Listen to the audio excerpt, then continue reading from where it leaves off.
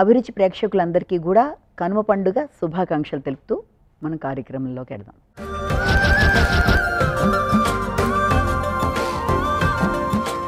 కనుమ పండుగ అంటే మనకి విశేషంగా 3 పండగలతో కలిసి, అంటే పెద్ద పండగ సంక్రాంతితో కలిపి మనకి భోగి, సంక్రాంతి, మకర సంక్రాంతి, ఆ తర్వాత వచ్చే కనుమ.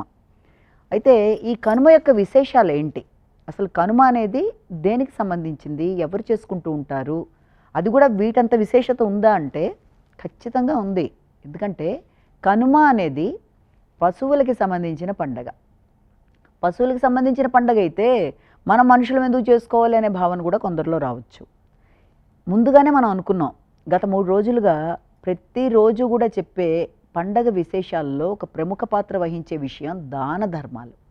ఈ పండగ యొక్క విశేష అర్థమే దాన ధర్మాలు, కృతజ్ఞత, అభిమానాలు పంచుకోవడం మొదలైన కలగూర గంపలు ఎన్నో కలిపిన విశేషమైన పండగ ఈ యొక్క పెద్ద పండగ. అంటే ఈ 3 రోజుల పెద్ద పండగలో కనుమ యొక్క విశేషత చాలా చాలా చాలా ఉంది.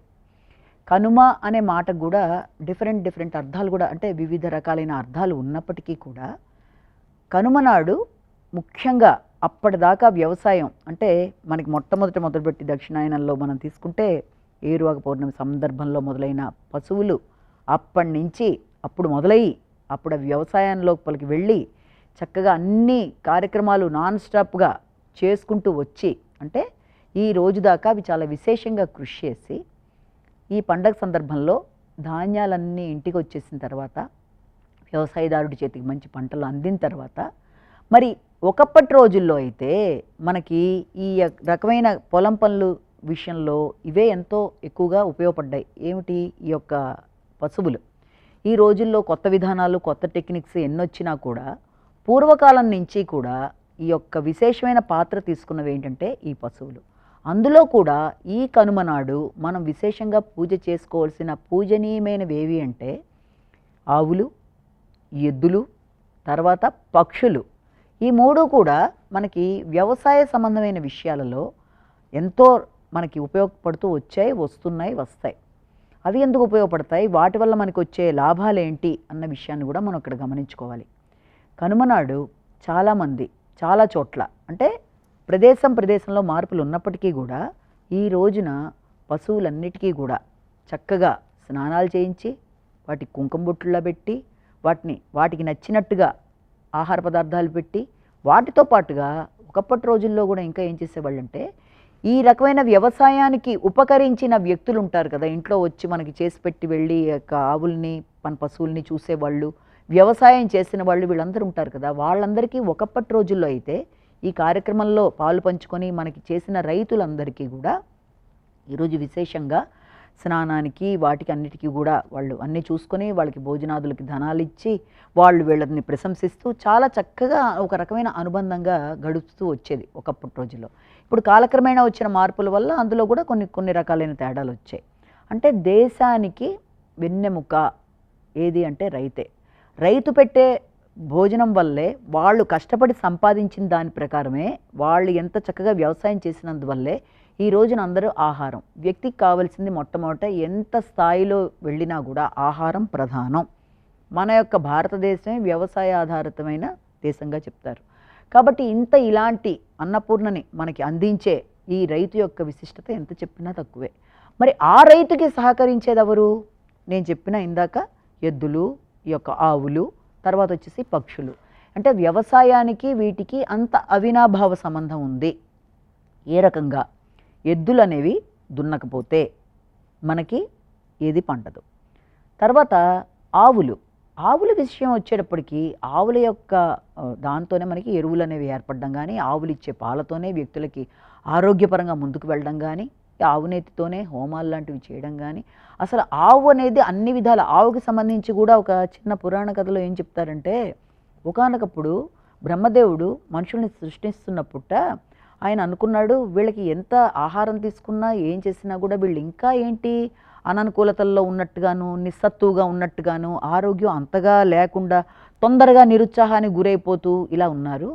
మేమంటే దేవతలం అమృతం అది తీసుకున్నాం, అలా అని చెప్పి వీళ్ళకి అమృతాలు అలాంటివి ఇస్తే వీళ్ళేమి ఇదేవ్వరు కదా, మరి అమృతతుల్యమైనది ఏదన్నా వీళ్ళకి ఇచ్చినట్లయితే వీళ్ళకి ఎలాగన్నా ఉపయోగపడి వీళ్ళకి ఆరోగ్యాలు బాగుంటాయి కదా అనుకుని ఆయన ఏం చేశాడంటే ఆయన లాంటి సృష్టించి తనే అది తీసుకొని తను ఒక ఆవు రూపంలోకి వెళ్ళి ఆ విశేషంగా తను తయారు చేసింది ఆవు పొదుగులో పెట్టి దాని ద్వారా ఆవు పాలని జనానికి వచ్చేట్టుగా ఆయన చేసి దానివల్ల ఆవుని మనం చూసినప్పుడు ఆవులో మన తల్లిదండ్రుల్ని తర్వాత భగవంతుణ్ణి ఇంతమందిని స్మరించుకుంటూ బ్రహ్మని ఆహారాన్ని ఇవన్నీ కూడా మనం తీసుకుని దానివల్ల ఆరోగ్యంగా అమృతతుల్యంగా ఆనందంగా ఎదుగుతాము అని అందులో ఒక చిన్న విశేష అంతరార్థంగా చెప్తారు.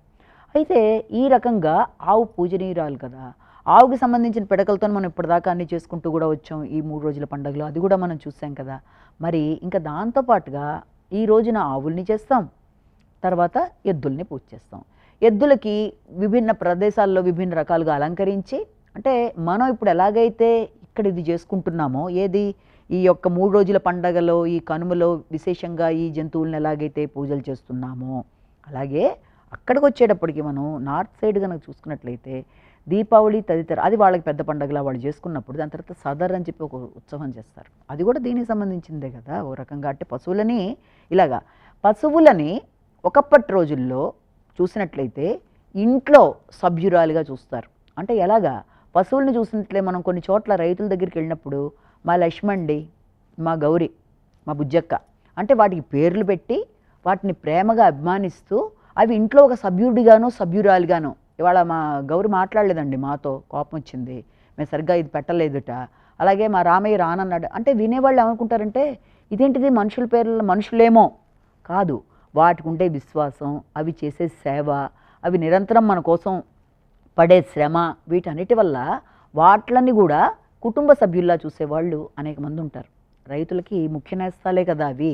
అందుకని అంత అభిమానిస్తూ ఆ యొక్క జంతువుల్ని చూస్తూ ప్రేమగా పలకరిస్తూ వాటిని విశేషంగా ఈ రోజున పూజిస్తూ, ఎందుకంటే వాటి వల్లే కదా ఈ రోజున మనం ఆహారాన్ని మనకి వస్తుంది వాటి వల్లే, కాబట్టి అవి ఆ రకంగా మనకు ఉపయోగకరంగా ఉంటాయి.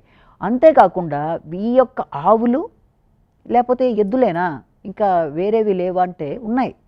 పక్షులు కూడా చాలా ఇంపార్టెంట్. పక్షులు ఏంటి, పక్షుల కంటే పక్షి పూజ అని కూడా చేస్తారు ఈ రోజున. విభిన్న ప్రదేశాల్లో విభిన్న రకాలుగా చేసే దాంట్లో ఈ యొక్క పక్షి పూజ కూడా ఉంది. పక్షుల్ని కనుక మనం చూసినట్లయితే చాలా చోట్ల పక్షి ఎక్కడ పుట్టింది, చెట్టు మీద, అక్కడే కదా వాళ్ళ ఇది చేసి గుడ్డుని పొదిగి అక్కడ పక్షి వచ్చి ఆ పక్షి యొక్క ఆహారం విహారం అంతా కూడా అక్కడే ఉంటుంది కదా. కాబట్టి అక్కడి నుంచి వచ్చిన పక్షికి ఉండే కృతజ్ఞతని కూడా మనం నేర్చుకోవాలి అన్నది కూడా ఈ పండగ యొక్క అంతరంగం మనం అర్థం చేసుకోవాలి. పక్షిలో కృతజ్ఞత అంటే ఏంటి? పక్షిలో కృతజ్ఞత అంటే పక్షిని కనుక గమనించినట్లయితే పక్షి ఎప్పుడూ కూడా మనం ఏదన్నా ఒక అదే చెట్టు మీద పుట్టి అదే చెట్టు మీద దాని యొక్క జీవితాన్ని చాలించినా అక్కడే అది పెరిగిన చెట్టులోంచి వచ్చే ఒక చెట్టుకి సంబంధించిన పళ్ళైనా ఏదైనా అది తిన్నప్పుడు పండుని మాత్రమే తిని తొక్కని తిని దాంట్లో ఉండే ఒక గింజన్నది విసర్జిస్తుంది. అది విసర్జించిన తర్వాత దాంట్లోంచి మళ్ళీ ఈ యొక్క వర్షాకాలంలో చెట్లు రావడం, దాని మీద మళ్ళీ అనేక పక్షులకి అది ఒక స్థలం అవ్వడం, అంటే ఒక కృతజ్ఞత, నేను ఎక్కడ పుట్టానో అదే దాన్ని మనం అభివృద్ధి చేయాలనే ఒక ఆకాంక్ష దానిలో ఉన్నట్టుగా కూడా మనం గమనించుకోవాలి. అంటే దానిలో ఉండే కృతజ్ఞతా భావాన్ని మనం గమనించాలి. అలాగే చాలా చోట్ల ఈ రోజున పక్షి కుచ్చులు అంటే మనం ఆహారానికి వరి కుచ్చుల్లా కట్టి ఆ కొత్తగా వచ్చిన ఆహార ధాన్యాలన్నింటినీ కూడా ఆ కుచ్చులకు వేలాడదీసి ఆ సందర్భంలో వాటిని చాలా చోట్ల పెడుతూ ఉంటారనమాట. దేనికోసం? ఈ పక్షుల కోసం అనమాట.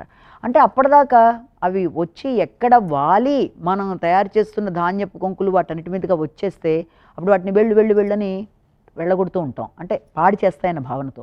కానీ ఇప్పుడు గాదెల నిండా మనకి ఆహార పదార్థాలు నిండిపోయాయి, వ్యవసాయదారుడి ఇంటికి అన్నీ తీసుకొచ్చాడు, కొత్త వస్తువులన్నీ వచ్చేసాయి.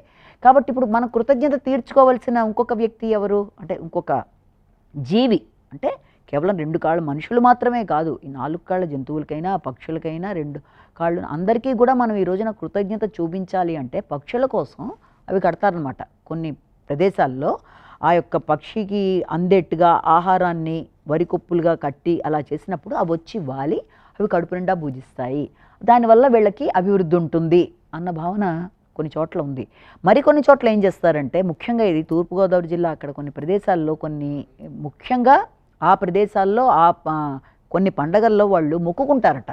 మేము అనుకున్నట్టుగా అయిపోయి మా వ్యవసాయ పంట చేతికొచ్చి మాకు ఎలాంటి ఇబ్బందులు లేకపోతే మేము ఇలాంటి కుచ్చులు కడతాం అని మొక్కుకొని దాని ప్రకారమే అవి కట్టడం, దాని పక్షులు వచ్చి తినడం.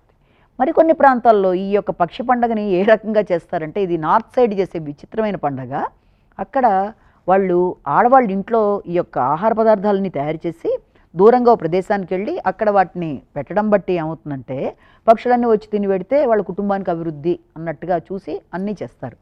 మరొక చోట ఏం చేస్తారంటే, హిమాలయ ప్రదేశాలు, సాను ప్రదేశాలని కొన్ని చోట్ల ఈ యొక్క పక్షికి సంబంధించి బియ్యపిండితో పక్షి మోడల్లో వాళ్ళు ఒక స్వీట్లా తయారు చేసి దాన్ని వేయించి పంచదార పాకంలోలా వేసి, అంటే అలాంటి స్వీట్ లాగా అది పిల్లలకి మెడలో వేసిన తర్వాత నెక్స్ట్ డే అది వీటన్నిటికీ పశువులకి వాటి పెడతారు. దీనివల్ల పిల్లలకి ఏర్పడిన పీడ తొలగిపోతుంది, అంటే పిల్లలకి ఎదురవుతున్న ఇబ్బందులను ఎదుర్కొని వాళ్ళు ఆరోగ్యపరంగా అభివృద్ధి చెందుతారు అన్నది ఇక్కడ ఒకటి. ఇంకొకటి కూడా ఏంటంటే, కనుమ నాడు 2-3 విషయాలు చెప్తారు. ఒకటి ఏంటంటే ప్రయాణాలు చేయకూడదని ఒకటి అంటారు పండగ తర్వాత ఇంకోటి ఏంటంటే, కనుమ నాడు కాకైనా కదలదు అన్న నానుడి దీంట్లోంచే వచ్చింది. అలాగే ఇంకో మాట కూడా వచ్చింది. ఏమని వచ్చిందంటే, కాకి రూపు మనిషికి, మనిషి రూపు కాకి వస్తుందనే నానుడి కూడా దీంట్లో ఉంది. అప్పుడు ఏమంటారంటే, కాకి కాకి నీ నలుపు నువ్వు తీసుకొని మా తెలుపు మాకు ఇవ్వు అన్న అర్థంలో దాన్ని ఎందుకు వాడతారంటే, ఇక్కడ దక్షిణాయనం అంతా కూడా పూజలు పునస్కారాలు దానాలు ఇవన్నీ చేసి మనిషి చాలా బక్కచిక్కిపోయి, అంటే శుష్కించి రూపరావణ్యాలు తగ్గిపోయి కొంచెం డల్ అయినట్టు కనబడతాడు. రంగు పోవడం అంటే డల్ అయినట్టు కనబడతాడు. అప్పుడు ఆ టైంలో ఇవి చాలా నునుపుగా చక్కగా తయారవుతాయట కాకులు. ఆ తర్వాత ఉత్తరాయణం వచ్చిన తర్వాత, ఉత్తరాయణం ఎంటర్ అయిందంటేనే అన్ని మంచి కార్యక్రమాలు శుభసూచకంగా చెప్తారు. కాబట్టి ఈ సమయం అంతా కూడా ఏం చేస్తారంటే, మనుషులు మళ్ళీ చక్కగా నిగారింపుగా తయారవడం, ఫంక్షన్స్ లేకపోతే మంచి కార్యక్రమాలు, శుభ కార్యక్రమాలు, గృహప్రవేశాలు, దాంతోపాటు అన్ని రకాలైన కార్యక్రమాలు చేసుకుంటారు. ఇంట్లో మంచి మంచి కార్యక్రమాలు చేయడం వల్ల వీళ్ళు మామూలుగా తయారవుతూ చక్కగా ఇవి డల్ అవుతూ ఉంటాయట. అందుకని సరదాగా ఆ విధానాన్ని గుర్తుపెట్టుకొని కాకి కాకి నీ రూపాన్ని నా రూపాన్ని నాకు ఇచ్చే, నీ రూపాన్ని నువ్వు తీసుకోవడం ఒకటి. ఇంకో మాట ఏంటంటే, కనుమ నాడు కాకి కూడా ప్రయాణం చేయదు. అదేంటి, ఎందుకు ప్రయాణం చేయదు అంటే, దీంట్లో 2 అర్థాలు మనం తీసుకోవాలి. మొదటి అర్థంగా మనం తీసుకున్నప్పుడు ఏంటంటే, సాధారణంగా ఇది పెద్ద పండగ కదా, రకరకాలుగా మనకి చుట్టాలందరినీ ఇంటికి పిలుస్తారు కదా, పిలిచి వాళ్ళతో ఈ 4 రోజులు కలిసి ఉండడం, సరదాగా రకరకాలుగా ఇంట్లో అనేక భక్ష్య భోజ్యాదులు రకరకాలుగా తయారు చేసి పెట్టడం, ఇవన్నీ తినడం వల్ల వాళ్ళ ఆరోగ్యపరమైన మార్పులు ఏమన్నా వచ్చినా సడన్గా ప్రయాణం అని పెట్టుకుంటే ప్రయాణంలో ఇబ్బంది పడతారో అన్న భావన ఒకటి. రెండోది, మన ఇంటికి వచ్చిన ఆడపిల్ల, ఎందుకంటే ఈ పెద్ద పండుగ నాడు స్పెషల్గా ఆడపిల్లని పిలుస్తారు కాబట్టి ఆ ఇంటికి ఆడపిల్లని, అమ్మాయి వచ్చింది, అమ్మాయి అంటేనేమో లక్ష్మీ స్వరూపం, అమ్మాయి భర్త నారాయణ స్వరూపంగా భావిస్తాం అల్లుణ్ణి. కాబట్టి వీళ్ళు మన ఇంటికి రాక వచ్చిన వాళ్ళు అప్పుడే వెళ్ళిపోతారా అన్న భావనతో ఎక్కువ రోజులు ఉండాలి అన్నట్టుగా ఇంకో 2 రోజులు ఉండండి అన్నది కలిపి ఆ విధంగా అంటారు.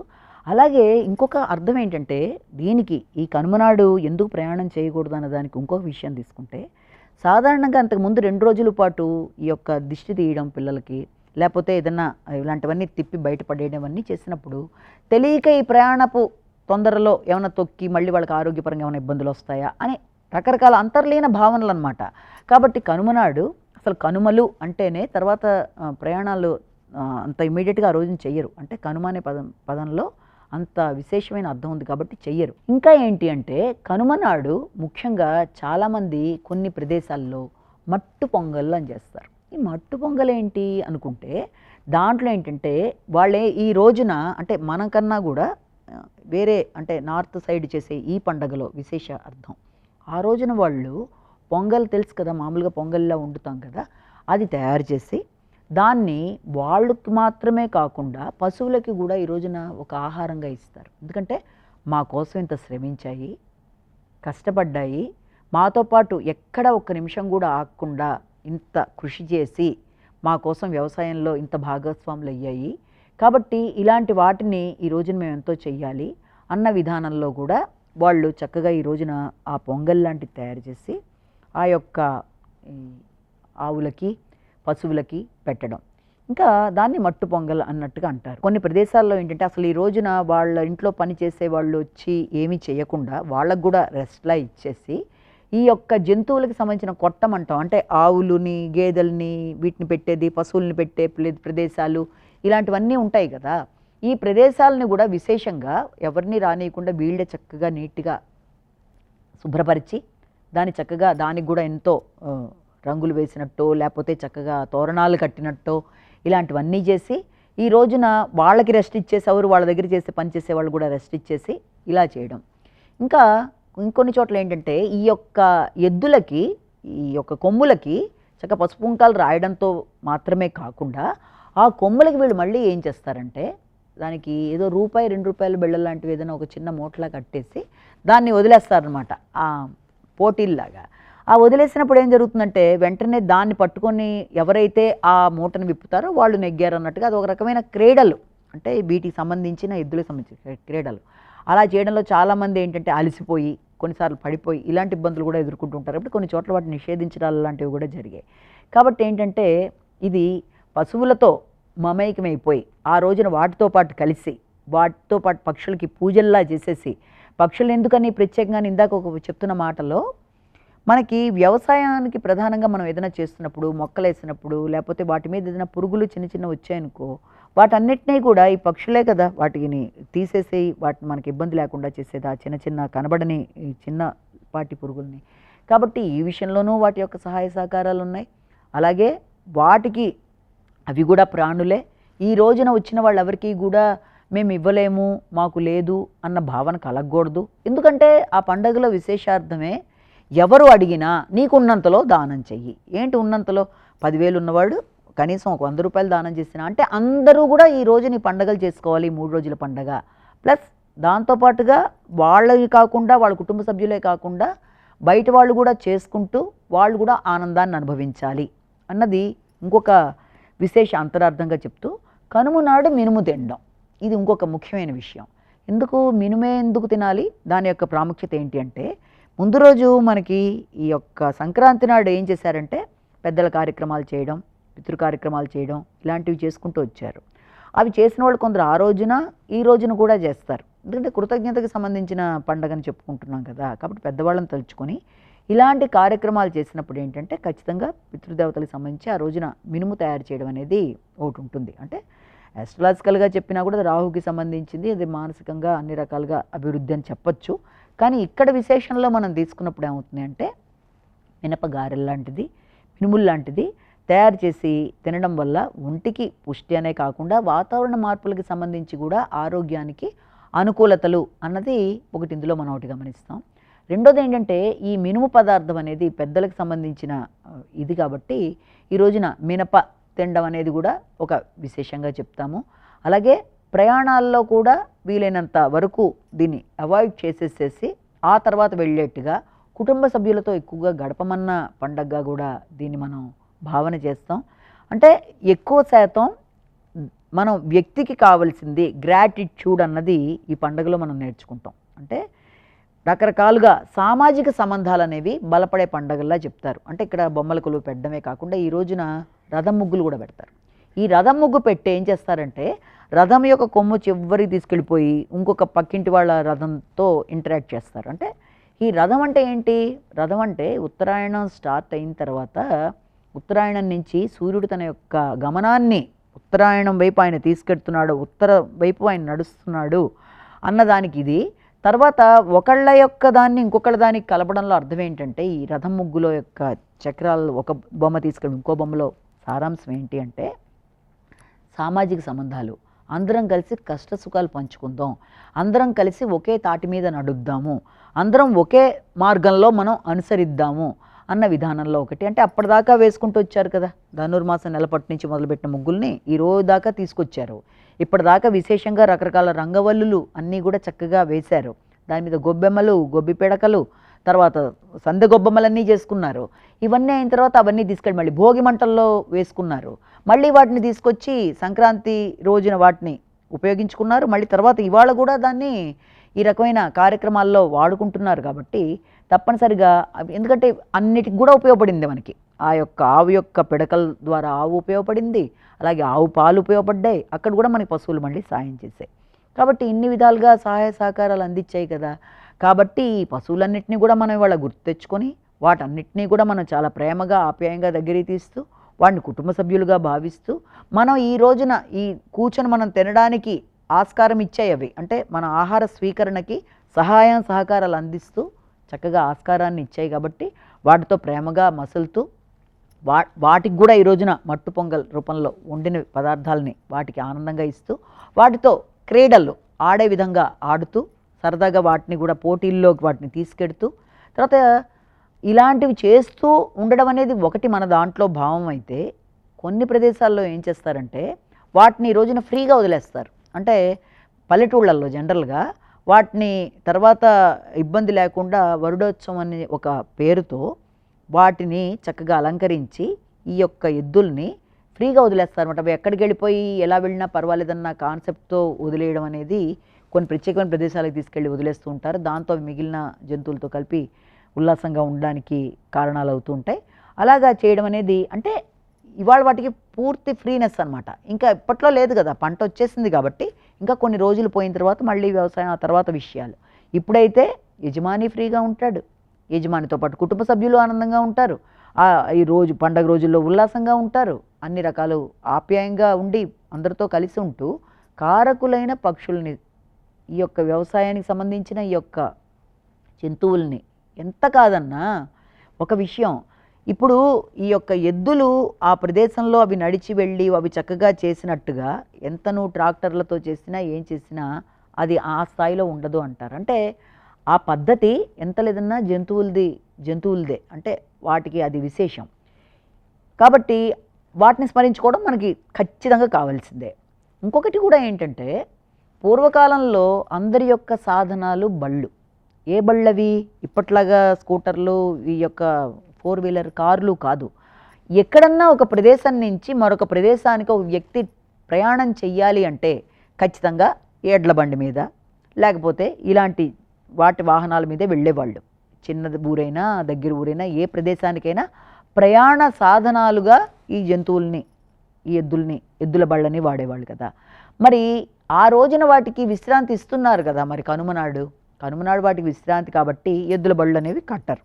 కాబట్టి అది ఇంకో అర్థంతో కూడా వాళ్ళు ఆ రోజున విశేషంగా కనుమనాడు ప్రయాణం చేయొద్దంటారు. అంటే ఆరోగ్య సంబంధమైన విషయాలు, దృష్టి దోషానికి సంబంధించిన విషయాలు, ప్రేమగా బంధాలు బంధుత్వాలు పెరగాలనుకున్న విధానంలో మన కుటుంబ సభ్యులు మనతో ఎక్కువ సమయాన్ని గడపాలనుకున్న విషయాలతో పాటుగా దాని అంతరార్థం ఏంటి అంటే, ఒకప్పటి రోజుల్లో ప్రయాణం అంటే ఇప్పట్లాగా రైళ్ళు, బస్సులు, ఫ్లైట్లు కాదు కాబట్టి వాటికి ఉపకరించే సాధనాలుగా జంతువులే కాబట్టి, జంతువులంటే మళ్ళీ ఎడ్ల బండులే కాబట్టి ఎడ్లని ఆ రోజున మనం రెస్ట్ ఇస్తున్నాం కాబట్టి వాటి మీద ప్రయాణాలు ఆ రోజున వద్దులే అన్న విధానంలో కూడా కనుమనాడు ప్రయాణాలు వద్దు అన్న విధానాన్ని కూడా అప్పట్లో వాళ్ళు చెప్పేవాళ్ళు. కాబట్టి ఎలా చూసినా ఇది మనుషులు ప్రేమానురాగాలతో పాటుగా జంతువులతో మనం ఎలా ఉండాలి, వాటి కృతజ్ఞత ఎలా చూపించాలి, వాటిని ఆ రోజు ఎలాగా ప్రేమగా చూడడమే కాకుండా వాళ్ళని వదిలేయాలి, అలాగే వాటి వల్ల మనకి ఎలాంటి లాభాలు వచ్చాయి అనేవి మొదలైన విశేషాలని విశేషంగా మనం మననం చేసుకోవడం. అలాగే అప్పటిదాకా పెట్టుకున్న ముగ్గులతో ఆ రోజుతో మనం ముగ్గులని కంప్లీట్ చేసేసుకున్నట్టుగా ఆ యొక్క రథం ముగ్గుతో మనం ఆపేయడం. అలాగే బొమ్మల కొలువు పెట్టుకుంటూ కూడా వచ్చారు ఇన్ని రోజుల పాటు. ఈ బొమ్మల కొలువుకి సంబంధించిన విషయాల్లో కూడా ఈ పెద్ద పండగలో అది వాటితో బొమ్మల కొలువుకి 3 రోజులు పిలిచి ఆ యొక్క చుట్టుపక్కల స్నేహితుల్ని పిలిచి ఆ యొక్క బొమ్మలన్నిటికీ కూడా చక్కగా ఈ హారతులు ఇవ్వడం, అలాగే వచ్చిన వాళ్ళకి శనగలు, అరటిపండు ఇలాంటివన్నీ ఇచ్చి వాళ్ళకి వాయినాలు ఇవ్వడం అనేది అవన్నీ కూడా ఇందులో ఉంటాయి. కాబట్టి ఇలా సామాజిక సంబంధాల విషయాలు, ప్రయాణాలకు సంబంధించిన విషయాలు, అలాగే ఆప్యాయతలకు సంబంధించిన విషయాలు, ఖచ్చితంగా దానానికి సంబంధించిన విషయాలు, ఇవన్నీ కూడా ఇందులో మనకు కనబడతాయి. కాబట్టి తప్పనిసరిగా కనుమ అనగానే ఏదో మామూలుగా 2 రోజులే కదా మెయిన్ పండగ, ఇక ఈ రోజున ఇది అంత పెద్ద పండగ కాదులే అనుకోవాల్సిన అవసరం అయితే లేదు. ఇది కూడా ఖచ్చితంగా భోగి, సంక్రాంతి ఎంత ఇంపార్టెంటో, అంటే అది భోగానికి అనువైనదైతే ఈ కనుమ అనేది వరుసలో తీసుకుంటూ వస్తే భోగినాడు మనం ఎంత భోగాన్ని అనుభవిస్తామో కనుమ దాకా వచ్చే సమయానికి ఆ భోగంతో పాటుగా వ్యక్తిలో కృతజ్ఞత అనేది ఉండాలి అన్నది మనం నేర్చుకోవాలి అన్నది మనకి పక్షులు నేర్పించాయి. అలాగే సాటి వ్యక్తులతో అనుబంధాలు మనం కూడా నేర్చుకుంటూ ముందుకు వెళ్ళినట్లయితే ఇది చాలా విశేషమైన పండగగా మనం భావించవచ్చు.